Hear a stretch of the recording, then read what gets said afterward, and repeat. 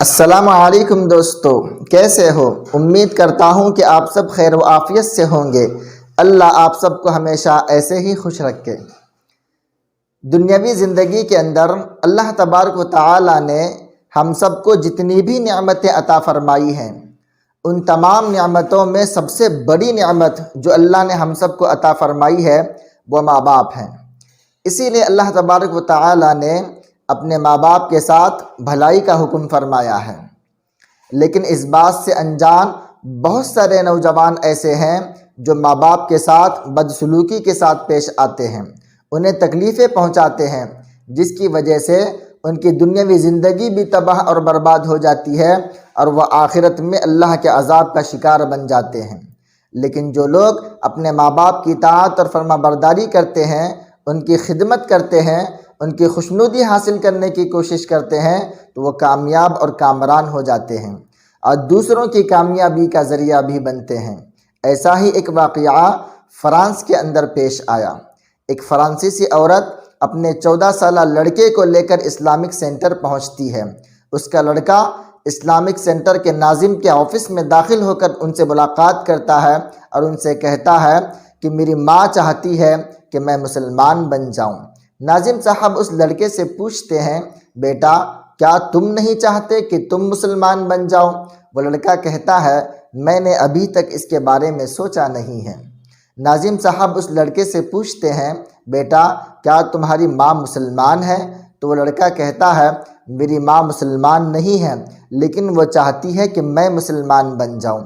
تو ناظم صاحب تھوڑا حیران ہو جاتے ہیں اور اس لڑکے سے کہتے ہیں کہ بیٹا تمہاری ماں کہاں ہے، تاکہ میں ان سے معلوم کر سکوں کہ وہ کیوں چاہتی ہے کہ تم مسلمان بن جاؤ۔ تو لڑکا کہتا ہے کہ میری ماں اسلامک سینٹر کے باہر کھڑی ہیں۔ تو ناظم صاحب اس سے کہتے ہیں، بیٹا جاؤ اپنی ماں کو ساتھ لے کر آؤ تاکہ میں ان سے معلوم کر سکوں۔ تو لڑکا جاتا ہے، اپنی ماں کو لے کر آتا ہے۔ تو ناظم صاحب اس عورت سے پوچھتے ہیں، کیا یہ بات صحیح ہے کہ تم مسلمان نہیں ہو لیکن تم یہ چاہتی ہو کہ تمہارا بیٹا مسلمان ہو جائے؟ تو وہ عورت کہتی ہے کہ یہ بات بالکل صحیح ہے، میں مسلمان نہیں ہوں لیکن میں یہ چاہتی ہوں کہ میرا بیٹا مسلمان بن جائے۔ تو ناظم صاحب ان سے پوچھتے ہیں کہ ایسی کیا وجہ ہے کہ تم مسلمان نہیں ہو پھر بھی تم یہ چاہتی ہو کہ تمہارا بیٹا مسلمان بن جائے؟ تو وہ عورت کہتی ہے کہ جس گھر میں میں رہتی ہوں بالکل میرے برابر ایک مسلمانوں کا گھر ہے۔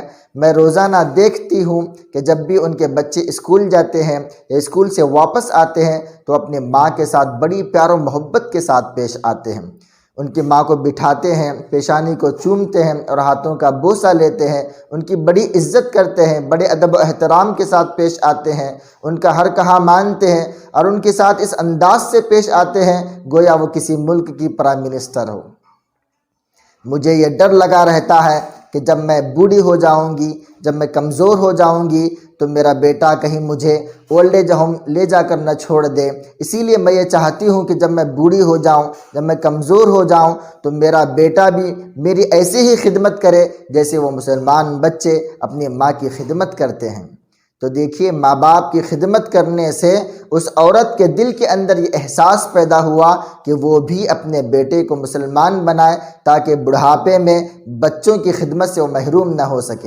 اسی لیے میری آپ تمام سے یہ التجا ہے کہ جن کے ماں باپ زندہ ہیں وہ ان کی خدمت کو اپنی سعادت سمجھیں، بوجھ نہ سمجھیں اور اللہ پاک سے یہ دعا کرتے رہیں کہ یا اللہ ہمارے ماں باپ کی عمر میں برکت عطا فرما اور ان کی خدمت سے ہمیں محروم نہ فرما۔